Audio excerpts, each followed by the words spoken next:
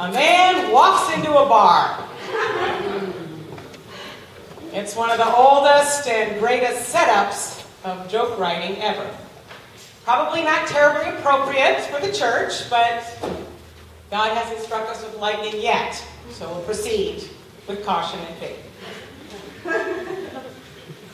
A man walks into a bar, and he says to the bartender, "Give me 10 shots of your best whiskey." So the bartender lines up 10 shot glasses, and the man is drinking the whiskey as fast as the bartender can pour it. He's like, "Why are you drinking so fast?" He said, "Well, you drink fast too. If you had what I had, what do you have? 70 cents? A man walks into a bar with a slab of asphalt under his arm. He says, "I'll have a beer and one for the road." A man walks into a bar and says, "Ouch!"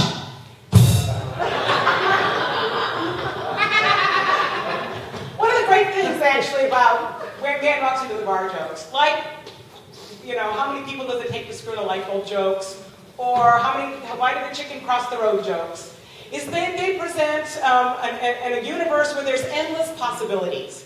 Because there's joke after joke after joke that you can use with that setup. You can even do lots of jokes by changing around the setup. Like, a giraffe walks into the bar, and the bartender says, "Why the long face?" Now, a giraffe could never enter the bar, right? Or a skeleton walks in the bar, and he says, "I'll have a beer and a mop." Jesus walks into the bar and says, "I'll have just a glass of water." A rabbi, a priest, and a pastor walk into a bar. The bartender says, "What is this, some kind of joke?"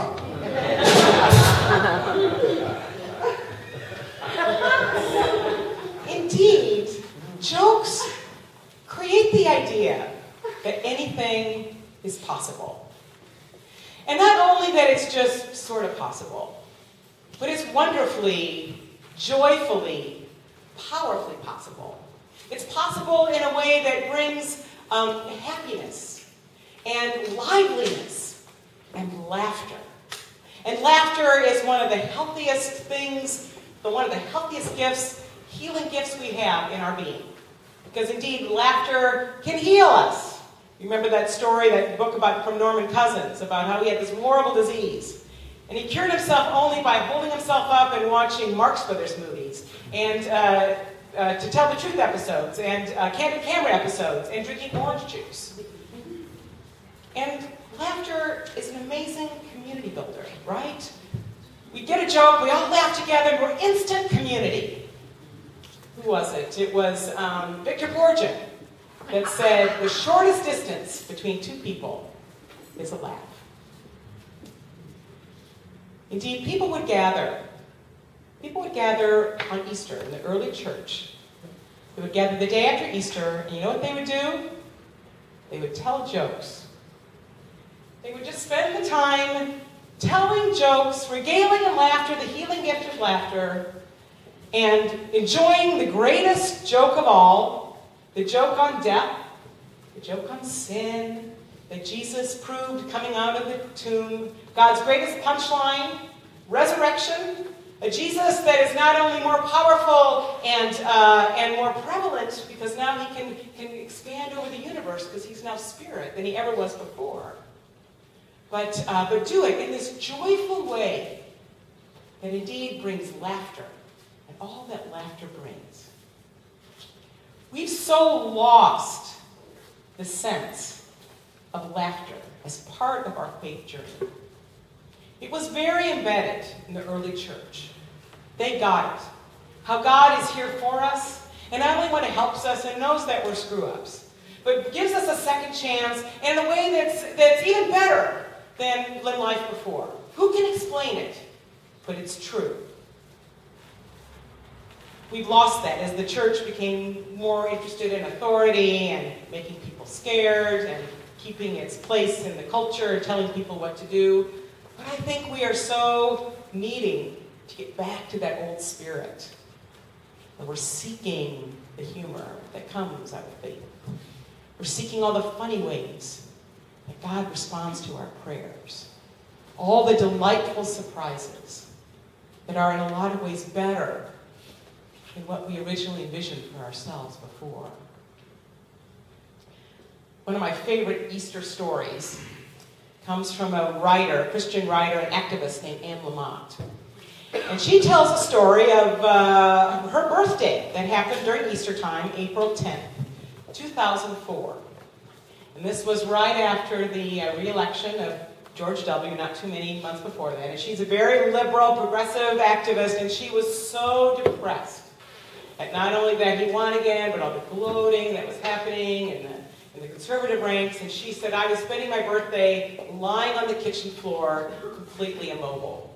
Not only because I was so depressed about what lie ahead for this country, but because I'd been protesting the war and the peace about 3 weeks before that, and I'd thrown my back out. Because I'm that age, and I didn't want to die in Crohn's position. So I figured I needed to find a way to get up and get moving on, because it was my birthday. My dog comes up and he's licking my forehead, and I say to my dog, oh, what'd you get me for my birthday? And he chews at my forehead, and I take that as a good sign. So then I decide to pick up the phone and call my friend Jim. Jim's the kind of guy that always has good advice for me.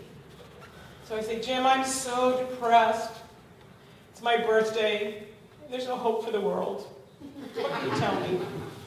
He says, well, my cactuses are in bloom. They were ugly and reptilian just a few days ago, and now they are beautiful red and pink. You should see them.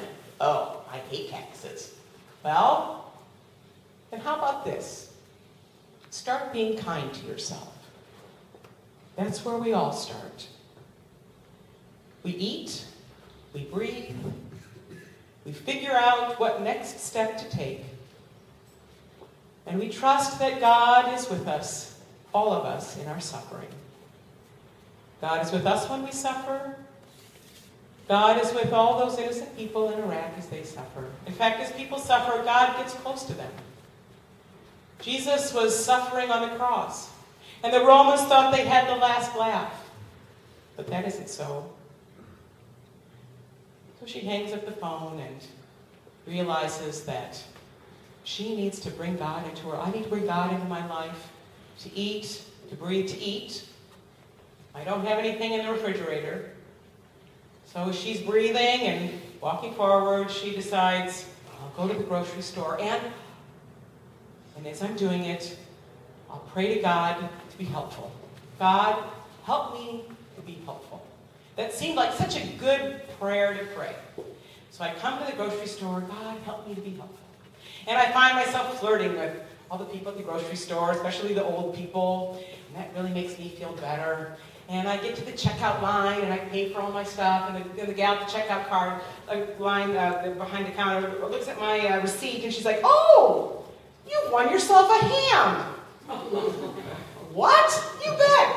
Checker, go get a ham. She's like, what? I don't want a ham. I don't like the stuff. It makes me bloated. What am I going to do with 10 pounds of salty eraser? I'm just trying to be kind. I want to be helpful. She's like, oh, good. Okay, I'll wait here. And she says it takes the checker like 10 minutes to get that blabby-blab ham. And she's like, I need to go be helpful, God. I need to go be helpful. Help me to be helpful. I'm just standing here doing nothing. And she is so angry when she finally gets this bag that looks like the size of a cat. And she's walking with her, she puts it in her shopping cart. She's like, and I'm walking back to my car, and I just figured out, where can I throw this thing? Because it makes me so mad. I accidentally ran my cart into a car that's slowly moving, and I'm so sorry. And I come down, and I look through the window. It's a rusty old car, and I look in, and it's a woman that I know, that I went through AA with, and I got sober with, and we both had kids the same age, and we're rising together as single moms, and I hadn't seen her in a long time, and I say, hey, it's my birthday. And I can see that she's crying. She's like, I'm sorry, I just, oh, it's so good to see you, and I never asked this, but I'm out of money, I'm out of gas. Could you possibly lend me some money for gas? And she says, oh, heavens, yes. And she like takes out, she says, I took out all money in my belt. I handed it to her. Here. She's like, oh, no, I just need enough money for gas. No, it's my birthday. Here, have it. And do you and your kids like ham? We love it. We have it at every meal. So she gladly puts it in the car. She says she takes this bag and she puts it down on the seat as if she's going to almost put a seatbelt over it. She's so precious. And she drives away. And Ann says, it's so true that life can seem like you're just standing there in a barren desert. And before you know it, it starts to rain. And suddenly all those potholes are filled with water. And before you know it, the frogs are out jumping. And the brining shrimp are out mating like Kama's doing the Macarena.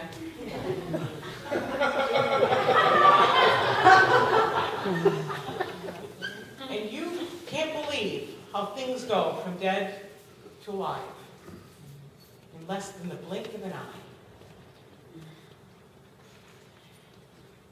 We are invited to be an Easter people. And that doesn't just mean we walk around thinking and talking and living in a dull way.